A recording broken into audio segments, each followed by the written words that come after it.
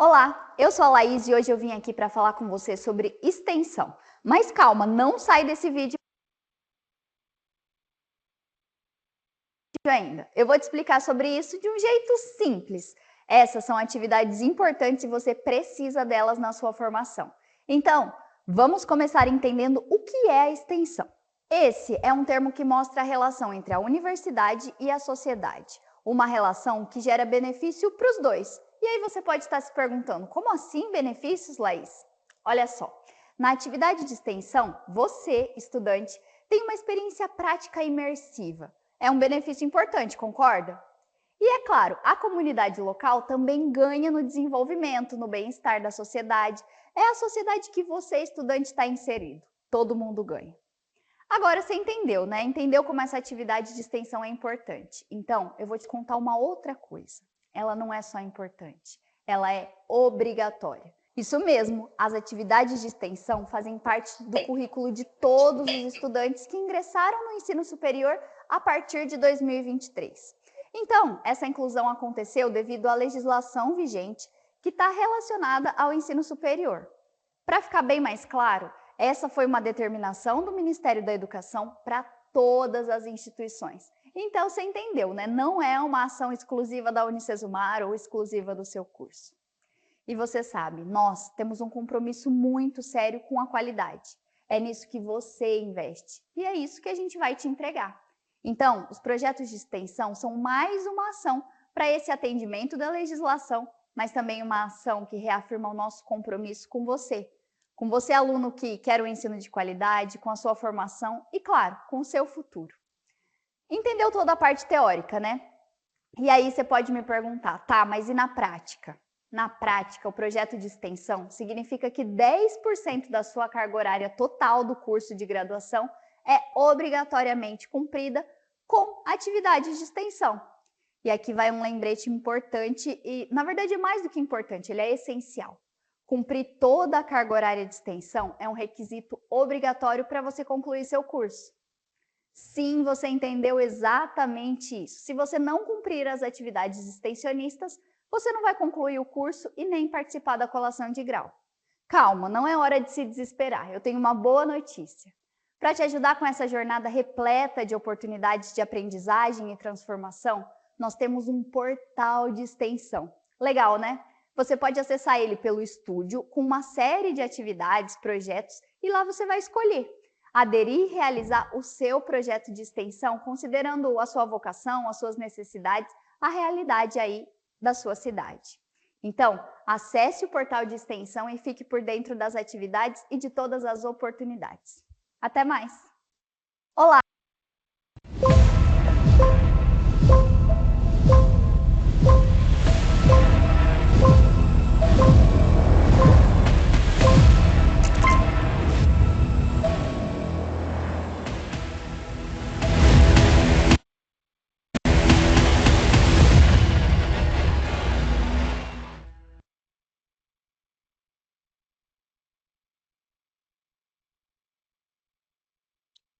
Boa noite, pessoal. Bem-vindos. Pessoal, estamos iniciando nossa quinta aula dessa disciplina. E aí eu peço atenção a vocês sobre o vídeo que eu deixei da extensão, tá?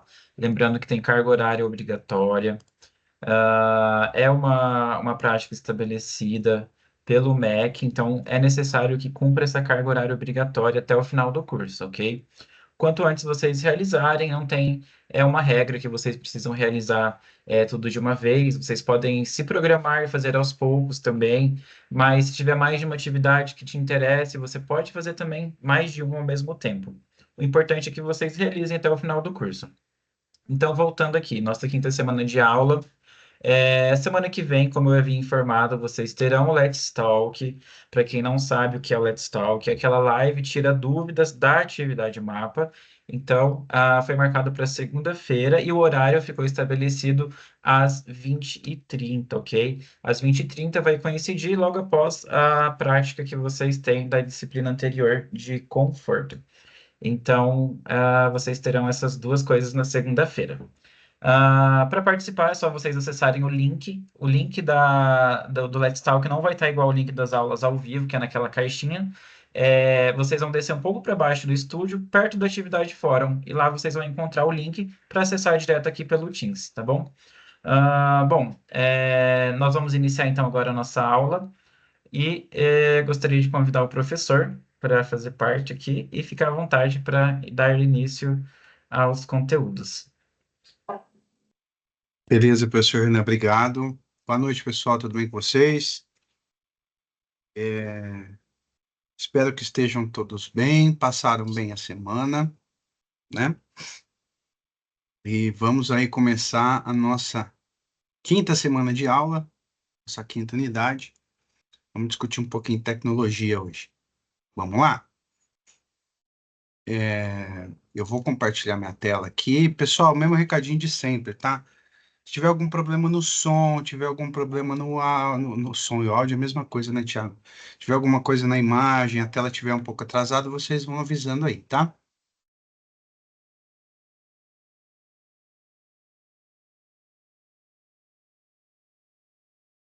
Vamos lá?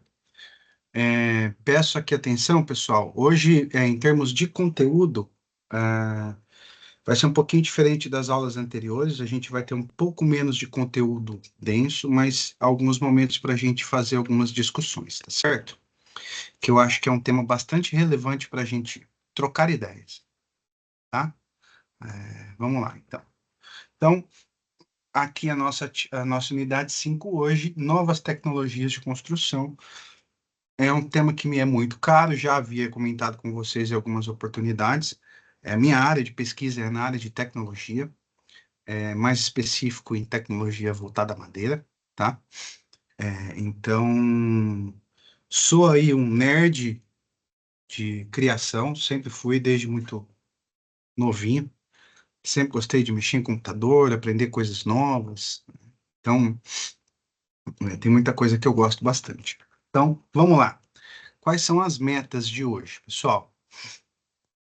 Compreender a definição de tecnologia e quais foram suas evoluções, tá? Identificar as tendências para a inovação no setor da construção civil. Aqui eu vou fazer um parênteses em tendência, tá? Para a gente discutir um pouco mais depois.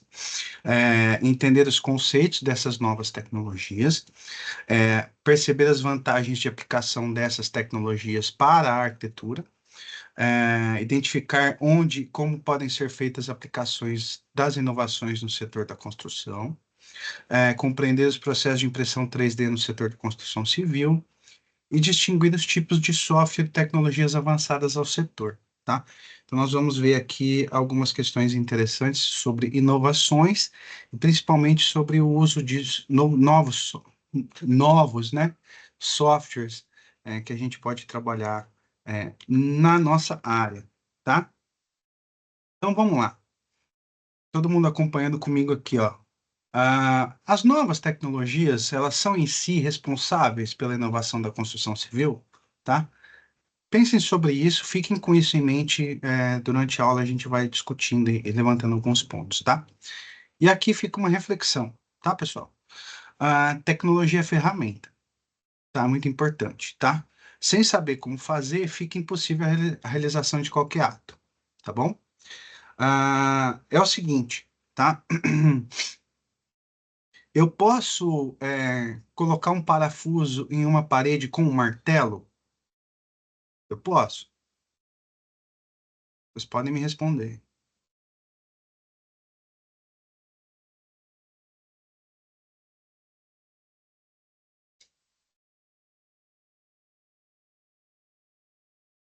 Sueli, pode. Pode. Quem mais concorda? Posso, né? É o jeito mais correto? Não, não é a melhor maneira. Exato, tá? Então, assim, o parafuso e o martelo são provenientes de inovações da sua época. Se eu não souber usar, não adianta, né? Exatamente, tem outras maneiras, as melhores, tá? Então, imagina isso aplicado em qualquer setor dentro da nossa indústria, tá? Dentro do nosso setor. Vamos lá. O que é tecnologia, né? Porque todo mundo imagina a tecnologia uma coisa assim super, super, super diferenciada, né? Mas tecnologia nada mais é do que um acúmulo de conhecimentos, métodos, técnicas e procedimentos, tá? Que fazem com que as coisas aconteçam e possam acontecer de maneiras melhores, né? A invenção da roda foi uma delas, né? Ah, e aqui, em termos de humanidade, a gente coloca uma primeira marca em tecnologia, que foi a Revolução Industrial, né? Que aconteceu lá em 1784, quando teve a mecanização do tear e a força a vapor, então os motores a vapor, né? Depois, em 1870, chegou-se na indústria 2.0. Na época não era chamada disso, agora virou essa mania de tudo 2.0, 4.0, enfim, né? Lá em 1870, então, houve o avanço para a produção em escala, linha de montagem, o uso da eletricidade em larga escala e também os motores a combustão, tá? Lá em 69, aconteceram outras revoluções importantíssimas, né? Que foi a automação, a robótica, computadores, internet e eletrônicos. Lembrando, em 1969, vocês sabem o que aconteceu mais ou menos em 1969? Foi um marco para a humanidade, tá? Não que essas coisas foram inventadas em 69, mas teve um marco ali, né? E a utilização disso para o setor da indústria, tá? Para quem não lembra, 1969 foi quando o homem pisou a Lua, né? Ali próximo. Eu não lembro se é 69 certinho. Então, as discussões de tecnologia de internet, principalmente comunicação, já estavam avançadíssimas na Segunda Guerra Mundial, né? Tem até um filme muito interessante sobre isso, que eu não vou lembrar o nome do filme, que é com aquele ator Benedict Cumberbatch, que é muito bom. Eu acho que é o Jogo da Adivinhação, tá? Conta a história do Alan Turing, que é basicamente o pai da internet, da informática, vamos dizer assim, tá? E aí a gente chega aqui nos dias de hoje, né? Nos últimos anos, que é a indústria 4.0, que é aplicar à indústria, né, sistemas cibernéticos, a famosa internet das coisas, redes e a inteligência artificial, tá? Então aqui nós estamos vivendo no momento da indústria 4.0, tá? Chamada de quarta revolução industrial, tá? Então, eu tenho a automação industrial, não só automação, porque ela já aconteceu lá na década de 60 para 70, mas eu tenho a integração de todos esses processos, utilizando sistemas cyberfísicos, ou seja, espaços que são físicos e virtuais ao mesmo tempo, tá? A internet das coisas, eu vou explicar um pouquinho só o que é a internet das coisas para você daqui a pouco, e a utilização de computação em nuvem, tá? Hoje a gente está aqui em sala de aula agora, nesse momento, eu aqui na minha casa e vocês nas suas respectivas casas, justamente pela revolução, da quarta revolução industrial, tá bom? Vamos seguir. E aí, o material separa para a gente algumas tendências, tá? E eu não gosto de usar particularmente, Thiago, não gosto de usar particularmente a palavra tendência. Eu vou colocar aqui espectros, ou, de repente, tipos, tá? De utilização de tecnologias dentro da construção civil, porque muitas delas, elas se misturam, elas se mesclam, elas se adaptam, elas se moldam para fazer as coisas acontecerem, tá? Então, em primeiro lugar, vem BIM e softwares avançados, CAD, CAM e CAI, tá? Depois eu tenho sistemas de redes sofisticados e computação em nuvem. Depois nós temos a inteligência artificial, machine learning, tá? Aprendizado de máquinas, sensores inteligentes. Depois nós temos aqui a realidade aumentada, né? A realidade virtual. Eu vou explicar, Rafa, tá? O que é o CAM e o CAI. Eu vou explicar cada um desses aqui Eu vou explicar um pouquinho, os que a gente mais usa eu vou dar um pouco mais de ênfase, e outros eu vou passar de meio superficial, tá bom? Então, eu tenho a realidade aumentada, virtual e o metaverso, tudo isso fazendo parte de uma coisa só, tá? Eu tenho a impressão 3D, eu tenho tecnologias mais sustentáveis, aqui eu vou fazer um outro parênteses, uma aspa bem nervosa sobre sustentáveis, a gente conversou um pouco, peço desculpa, meu cachorro fica meio maluco mesmo aqui. Depois nós temos a robótica na construção, tá? Depois nós temos drones, tá? Que são os VANTs. Depois a gente tem bioconcreto e materiais otimizados e ou inovadores, tá? O bioconcreto a gente conversou um pouquinho quando eu falei de concreto para vocês, eu vou passar bem correndo aqui, tá? E a gente vai trabalhar em algumas discussões. Vamos lá. Então, novas tecnologias, né? Para a gente entrar na Revolução Industrial 4.0, né? Na indústria 4.0, existe aí a busca por mudanças de processos, sempre visando maior eficiência, tá? E hoje está na moda, né? As casas e cidades inteligentes, as smart cities, smart homes, né? Que é aquela coisa de nós temos tudo conectado através de internet, né? Então, provavelmente alguns de vocês têm Alexa, conseguem utilizar as coisas através do telefone celular. Tudo isso saindo do micro de vivência simples do dia a dia para a vivência em casa, né? Hoje a gente pode fazer compras sem sair de casa, né? E pensando tudo isso de maneira global, pensando numa cidade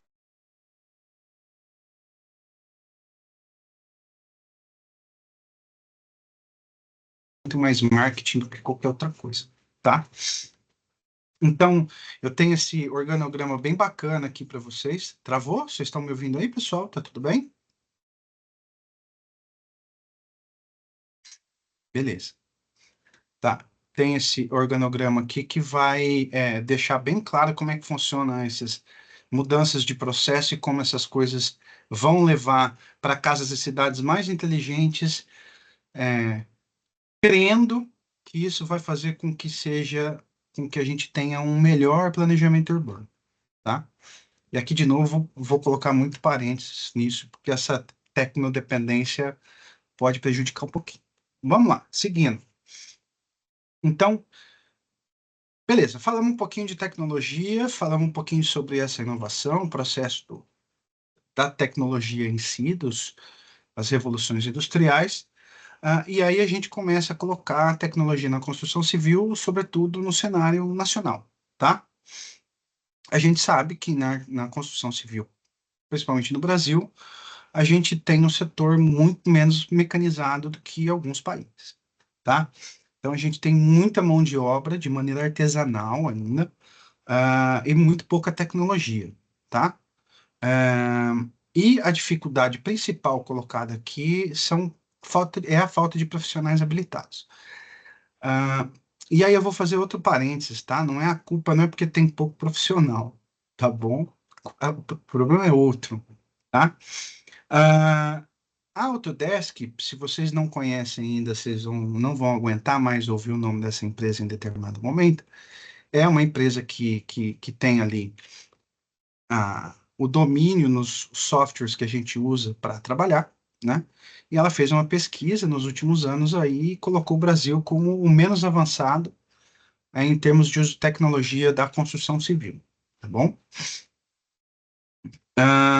Porque assim, né? Quando a gente fala em tecnologias, inteligência artificial, a gente pensa, isso aqui vem na cabeça, né? Vocês estão lembrando dessa imagem aqui, né?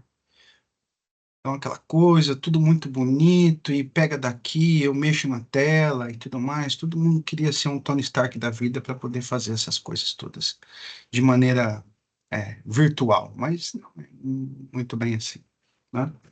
Vamos lá. Vamos entender um pouquinho das tais tendências ou tipos ou aspectos da tecnologia, tá bom? Tudo isso voltado para o nosso ramo diretamente, tá? O primeiro deles é o BIM, tá? Para quem já ouviu falar, que BIM é um software, ouviu errado, ou entendeu errado. O BIM não é um software, tá? O BIM é uma filosofia de trabalho, tá? É uma metodologia de trabalho, uma metodologia de processo. Então, o BIM vem do inglês Building Information Modeling, tá? Que é a modelagem da informação da construção, onde, dentro de um modelo virtual, eu agrego todas as partes da construção. E quando eu falo todas, pessoal, são todas.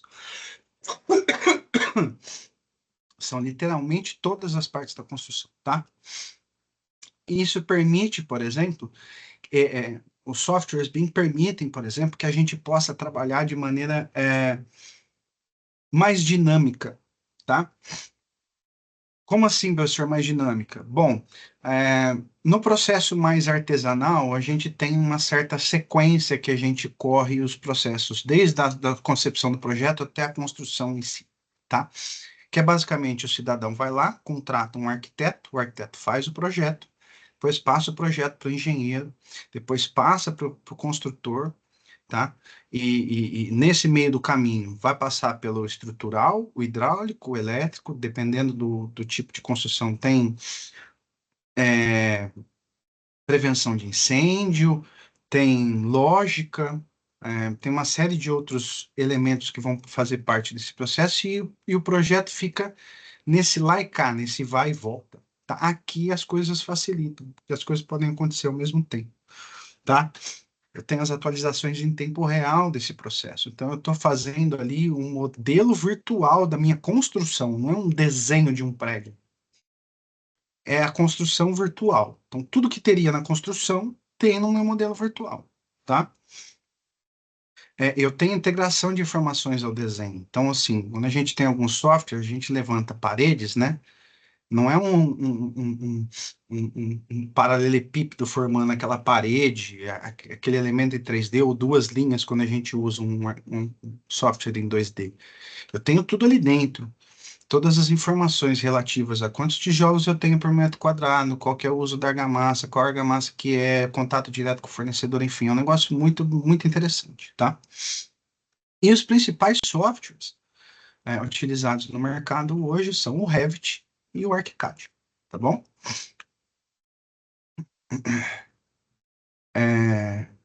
A minha rede está variando um pouquinho aqui, tá, pessoal? Então, se por algum momento der uma travadinha, cortar alguma coisa, vocês vão avisando como o Danilo avisou aí para mim, para eu ficar ligado, tá bom?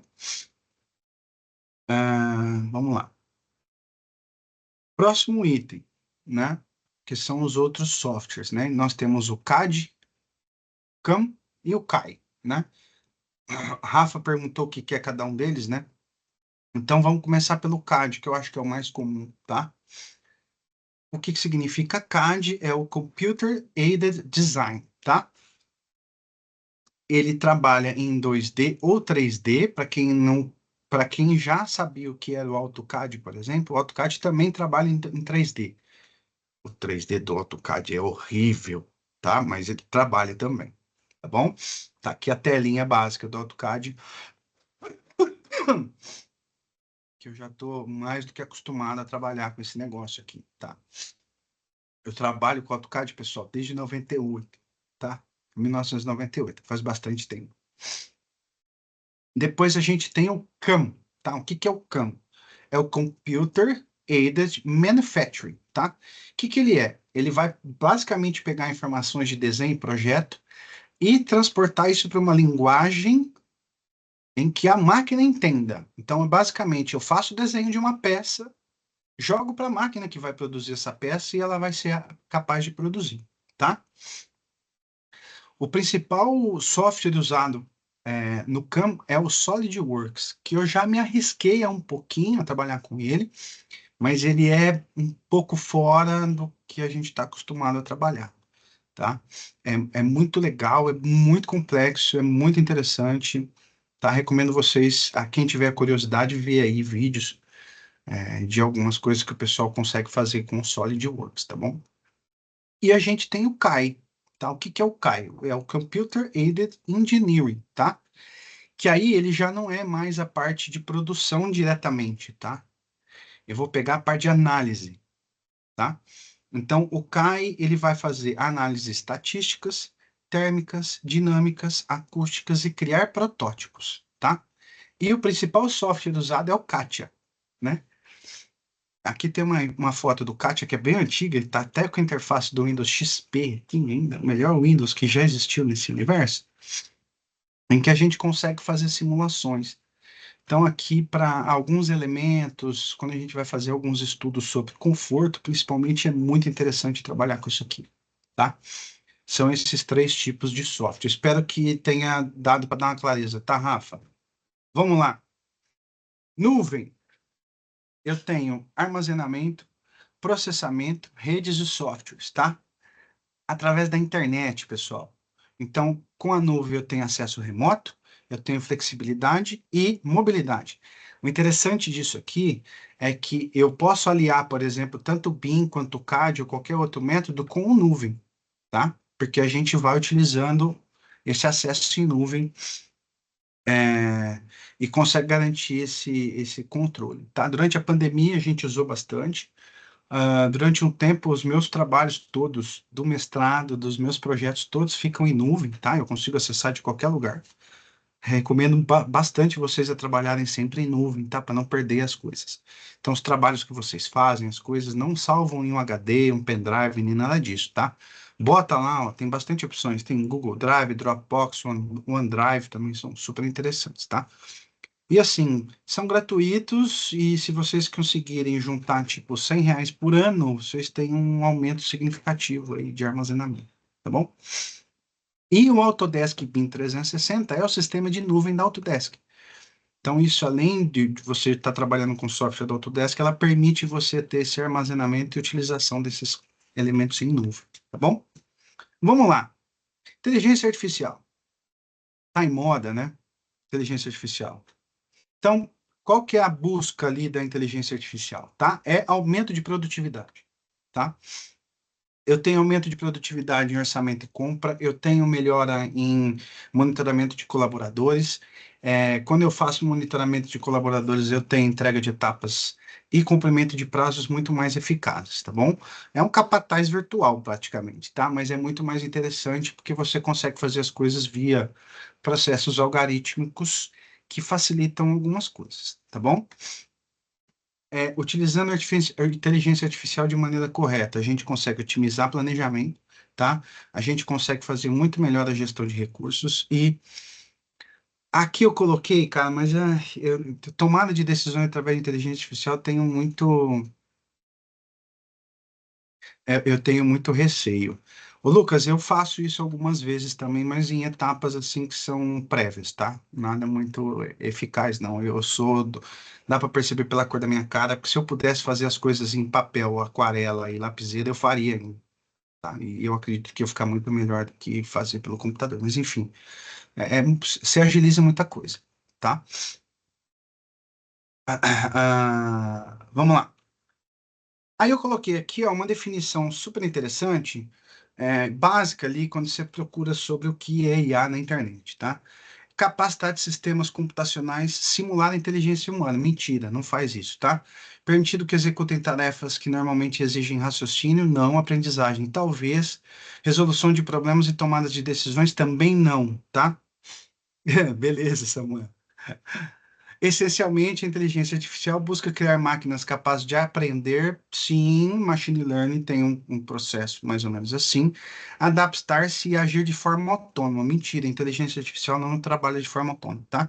Utilizando dados algoritmos para imitar funções cognitivas humanas é outra mentira aqui que as pessoas colocam isso como verdade. Então, para quem é do meu tempo vai entender Exterminador do Futuro, tá? Skynet nunca vai acontecer, tá, pessoal? E eu recomendo muito vocês a acompanharem um neurocientista brasileiro muito reconhecido no mundo inteiro, que é o professor Miguel Nicoleles, tá? Ele é um neurocirurgião que ele pesquisa há muitos anos interface cérebro-máquina, tá? Exato, Rafa, a gente tem que entender isso, sabe? Ferramentas para processos. É uma ferramenta, então a gente tem que não esperar que ela faça as coisas pela gente, tá?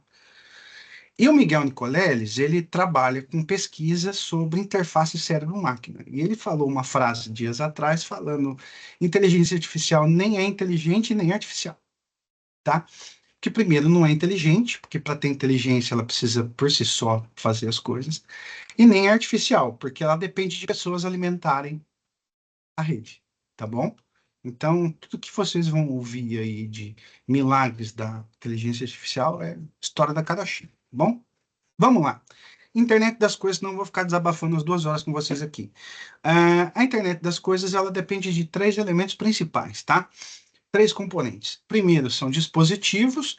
Nós estamos frente a um aqui, seguramos outro com o nosso, junto com a gente o tempo inteiro. Rede de comunicação, que é a internet, tá? E um sistema de controle, que geralmente são servidores, tá bom?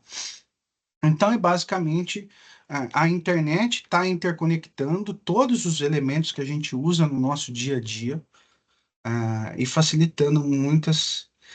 Então, Rafa, se fala muito, mas se vê pouco. Mentira, a gente vê isso o tempo inteiro, tá? A gente tem que tomar cuidado com o que de fato é e o que de fato se promete, tá bom? A gente está aqui falando agora justamente pela indústria 4.0, internet das coisas, tá? A gente tem acesso a WhatsApp, Facebook, Instagram, iFood, Uber, essas coisas todas graças à internet das coisas, tá?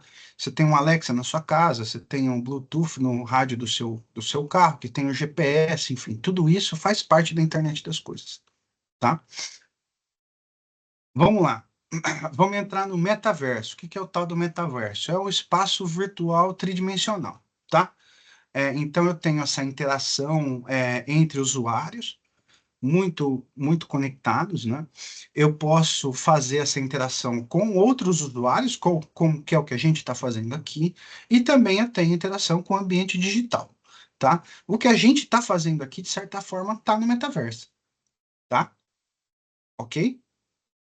Tá? Dentro desses elementos, a gente tem 2 que dá para a gente separar bastante, que é a realidade virtual, que é aquilo que é, basicamente, a gente completamente dentro de um sistema virtual.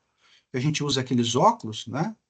Por exemplo, utiliza softwares como Unreal Engine, que é muito interessante. Tem gente que acha que só serve para fazer jogo.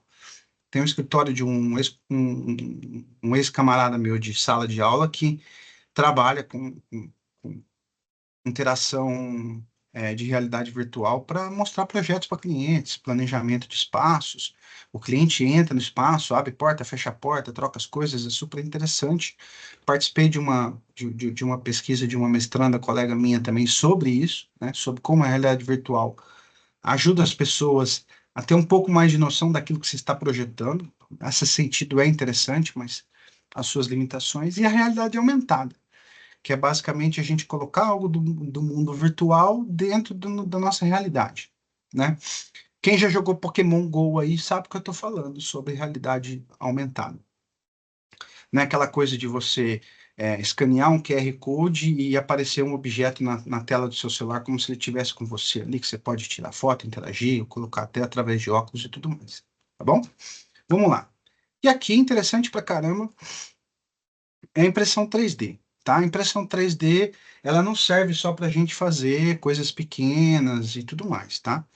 Já avançou muito na pesquisa, e eu não vou nem falar para vocês em que país que está extremamente avançado a pesquisa de impressão 3D em construção civil, tá? A impressora 3D serve para muitos setores da sociedade. A área da saúde tem avançado muito em impressão 3D. Próteses, dentárias, ósseas, se pesquisa muito algumas próteses, por exemplo, de válvulas cardíacas, né? Alguns elementos assim que podem ajudar bastante as pessoas, tá? E a impressão 3D, ela vai ter diferentes materiais de diferentes métodos, tá bom? Tem lá um método de microfilamento, tem um método de resina, enfim, N métodos super interessantes para vocês, que vai depender muito do que a gente está fazendo aqui, mas eu quis trazer para vocês o exemplo dessa máquina aqui, que surgiu lá em 2013, tá bom? Tem gente que diz, não, impressão 3D é tudo muito novo. Para mim é novo, né? 2013 foi ontem, né?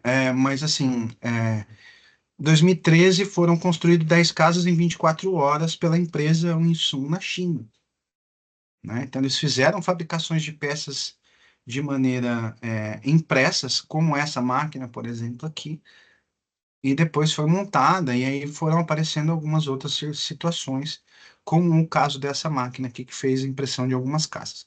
Então, assim, é muito legal e muito interessante fazer essa pesquisa. Ainda está ali como se diz? Na base peraí, só um minutinho, pessoal. Na base da pesquisa ainda não tem nada muito avançado, né? Então, assim, está se começando a pesquisar bastante isso, tá? O Rafa, não tem, tá? Aqui em Londrina não tem, não se usa muito, tá tudo muito recente, tá? Alguns lugares estão fazendo, mas assim, para inserir isso em mercado de trabalho tá muito caro ainda, tá? É muito caro, não existe,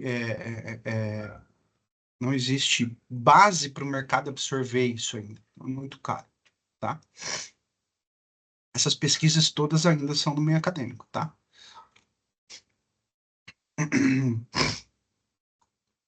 Vamos lá. Nós temos aqui as energias renováveis. É tecnologia, tá? Basicamente, o que a gente usa hoje muito na construção civil são essas duas fontes aqui, tá? A gente tem os painéis fotovoltaicos, que hoje é febre, graças a Deus, a gente tem uma fonte de energia nuclear infinita a uma distância segura, que é o Sol, né? E assim, por que não usá-lo, né? Então, hoje você tem aí empresas e várias empresas entrando, e tinha mais incentivos estatais, agora estão começando a segurar um pouquinho, enfim, mas as coisas vão acontecendo, tá? E a energia eólica, tá? Que é a utilização de vento. Existe um professor universitário americano que ele não é um professor, né?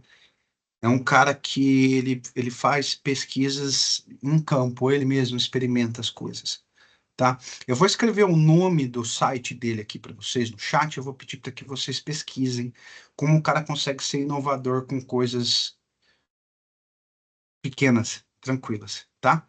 Vocês procuram esse site aqui, ó. Earthship, tá? Vocês vão ver como ele consegue transformar coisas simplórias em inovações fantásticas, tá? Só para ficar um gostinho para vocês, ele conseguiu construir a casa dele própria, que fica nas Montanhas Rochosas, nos Estados Unidos. Lá neva pra caramba, a casa dele não tem ar-condicionado e a casa dele naturalmente alcançou 25 graus Celsius de equilíbrio natural, só utilizando materiais e técnicas, tá? Fantástico. O cara faz é fantástico. E ele é biruta das ideias. O carro dele é movido a óleo de cozinha usado, tá? Ele é bem maluco das ideias, mas ele faz umas coisas assim fantásticas. E ele sai pelo mundo ensinando a galera a fazer. Então é muito legal, tá? Eu não preciso ser um Tony Stark para falar sobre inovação. Eu posso falar sobre inovação com coisas simples, tá bom? E vamos lá. Robótica. Não é só o robozinho que varre a casa que a gente pode usar na robótica, tá? Eu vou utilizar os robôs para execução de algumas tarefas, tá? Algumas tarefas repetitivas, mais tranquilas, tá? Eu posso utilizar robôs, por exemplo, como está colocado aqui, para fazer serviços mais repetitivos, mecânicos, carregar pesos, tá? Eu tenho automação de equipamentos através da robótica, tá? E principalmente, né, a, o avanço em exoesqueletos, tá? Então é como se fossem armaduras mesmo que vão ajudar as pessoas a carregar mais peso, a fazer mais tarefas, né? Não vai fazer para as pessoas, tá? E ajudar as pessoas a fazer. Isso é super interessante, tá? Sabe aquela cinta que a galera que carrega peso geralmente coloca para deixar a coluna mais reta, para não ter problema de coluna e tudo mais? Acaba tendo problema de coluna mesmo assim, mas enfim, esses exoesqueletos eles ajudam bastante a distribuir esse peso, suportar esse peso melhor, tá bom? Nós temos também os drones. O drone não é só para curtição e para tirar fotos e fazer aquelas coisas, tá? O drone é um jeito bonito, mas o nome do drone é Vant, tá? Para quem não sabe, é VANT. Vocês vão ver alguns filmes de guerra, algumas coisas, o pessoal usa bastante VANT, que é o nome técnico do drone, tá? Que é veículo aéreo não tripulado, tá? VANT é o nome em português, tá? Para que eu vou usar os drones dentro da construção civil? Para que se usa os drones na construção civil, tá? Então, assim, eu tenho içamento de cabos, né? Então, às vezes eu preciso passar um cabo, jogar o cabo, mas eu não tenho... Vou passar uma escada, o cara vai ter que subir lá, não, amarro no drone, subo lá, o drone passa o cabo e tudo mais, e consegue resolver o problema, tá? Drone é utilizado cada vez mais, principalmente na parte de planejamento urbano, parte de loteamento, né? Para mapeamento de áreas, tá? Então, assim, os drones hoje estão, assim, com precisões absurdas, tá? Levantamentos fotográficos, aerofotogramétricos, eu acho que eu falei certo? Assim, com uma precisão absurda, assim, coisa de milímetros de margem de erro, tá bom? E para quando eu tenho que fazer inspeções de áreas difíceis. Como eu gostaria de ter um drone na época que eu trabalhava fazendo um projeto de prevenção de incêndio hidráulico. Eu não tinha que ficar subindo em caixa d'água de prédio, ficar subindo em 30 andares lá para ver calha, né? Eu não precisava eu subir lá, né? Eu levava o dronezinho lá e ele olhava isso para mim, tá? Então a gente tem que entender como é que isso funciona, como é que isso pode ser colocado para a nossa realidade. E aí a gente para aqui. Acredito que a gente tenha alguns 5 minutinhos para a gente ter alguma conversa, alguma troca aqui, principalmente para eu hoje, nessa aula, ser um pouquinho provocador aqui em relação a vocês, tá? Primeira pergunta que eu faço para vocês aqui: quais das tecnologias apresentadas você mais ficou impressionado? Tá? Vocês podem colocar aí no chat e a gente vai conversar, tá bom? Outra pergunta. Teve alguma dessas novas tecnologias que você já teve contato? Se sim, pode escrever no chat aí, a gente já vai colocando, tá? Sueli, impressão 3D, você ficou impressionada, é isso? É, né?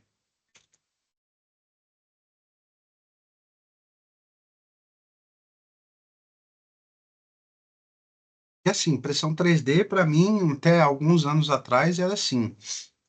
É, é uma coisinha de fazer bonequinho, fazer brinquedo, fazer umas coisas, assim. Depois eu fui começando a pesquisar um pouco mais e entendendo como funcionava, né?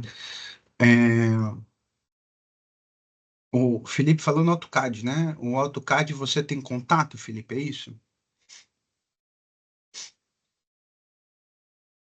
Beleza, eu também. Não aguento mais esse negócio. Mas para mim ainda é o mais eficaz. Para mim, tá? É eficaz, não melhor, eficaz. Hoje eu trabalho com AutoCAD 95% do tempo. Ah, sim, Samuel. O metaverso tem coisas interessantes. Em relação a games, é sempre muito interessante. Mas, assim, entender que a gente precisa entender como funciona uma construção, e entender isso é fantástico. Lidiane, é normal ter dificuldade com tecnologia. A gente tem que começar a entender primeiro quais são os nossos limites e entender se essas tecnologias que são aplicadas, elas de fato interessam a gente a entrar com aquilo, sabe? Então é sempre tentar puxar o que aquela tecnologia me oferece, se aquilo vai de fato servir para mim, tá? Eu tenho uma escala de trabalho, por exemplo, que eu não tenho necessidade de Revit e tudo mais, tá? É, mas, assim, não tem como escapar, né? Se você vai fazer licitação pública hoje de projeto de arquitetura, é muito difícil você... Tem como obrigatoriedade apresentar em algum software como esse, né? Sim, tá tudo muito mais fácil, graças a Deus, de usar. Muito.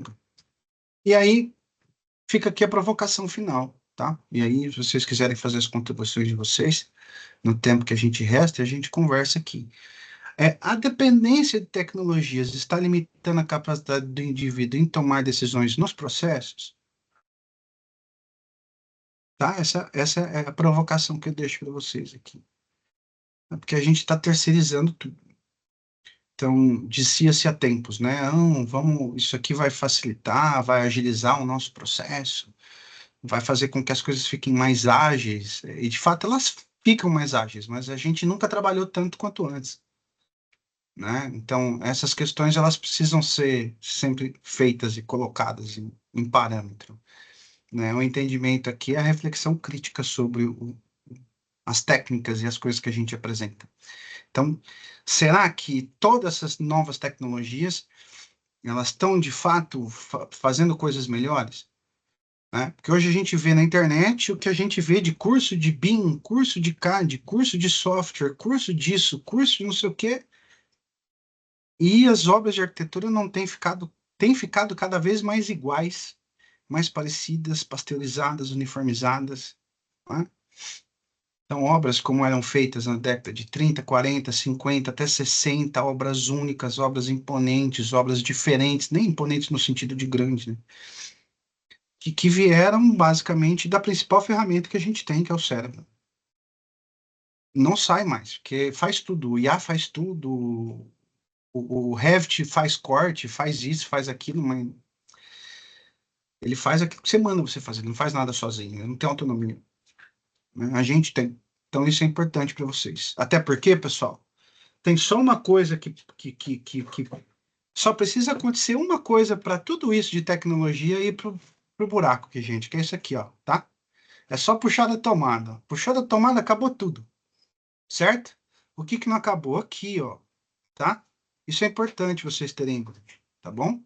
Internet, não sei o quê, é fantástico. Eu fico sem celular, gente, eu me sinto pelado, tá? Mas é a dependência que essa tecnologia toda tem trazido pra gente. Né? Mas a gente às vezes esquece de usar a nossa melhor ferramenta. Tá bom? Fica aqui a reflexão para vocês. Espero ter contribuído. A aula foi um pouquinho mais solta, um pouquinho mais leve hoje, para a gente falar um pouquinho de cada coisa.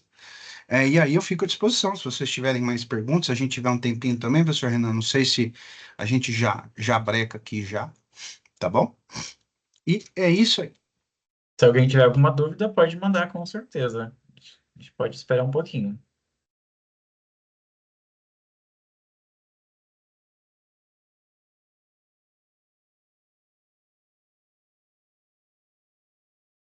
As construções de hoje não são mais por causa do período ou moda de cada época. É assim, o André,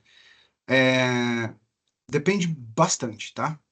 Hoje, os materiais melhoraram bastante, tá? Se constrói muito mais rápido, tá? E hoje a gente tem cada vez mais a questão de eu não estou construindo mais. Tem uma pesquisa recente, eu preciso achar essa pesquisa de novo. Se constrói mais para investimento do que para moradia. Então, quando você está construindo uma casa que é para alguém que vai morar, por exemplo, tem um impacto na importância de como a pessoa vai tratar os materiais, a técnica que ele contrata e tudo mais. Quando se contrata alguém para construir logo, para vender logo, é tempo, tem que ser mais barato e isso vai despencando qualidade. A mão de obra está cada vez mais precarizada em todos os aspectos, tá? Então, a uberização de trabalho acontece em todas as escalas que vocês imaginam, a construção civil não vai ficar longe, tá? Então, tem esse tempo. A gente tem que tomar muito cuidado quando faz algumas comparações referentes a tempo até, né? A gente tem que ter bastante clareza com o que eu estou comparando, tá? Rafa, respondendo a sua pergunta, o plano de ensino, certo? Eu vi aqui que não foi postado mesmo. Eu vou avisar o pessoal que posta para fazer a postagem. Deve ter acontecido alguma falha que não foi disponibilizado mesmo. Tá bom? Bom, Rafa Villette, é Rafael ou Rafaela? Rafaela, é isso? Rafaela, Rafael. beleza. Bom, pessoal, então, finalizando a aula de hoje, professor, obrigado. Até semana que Valeu, vem. Renan. Até segunda, né? Até segunda, é isso mesmo. Segunda-feira, Let's Talk. Até É isso aí, mais. galera. Valeu, um abraço para vocês, boa semana, bons estudos. Valeu!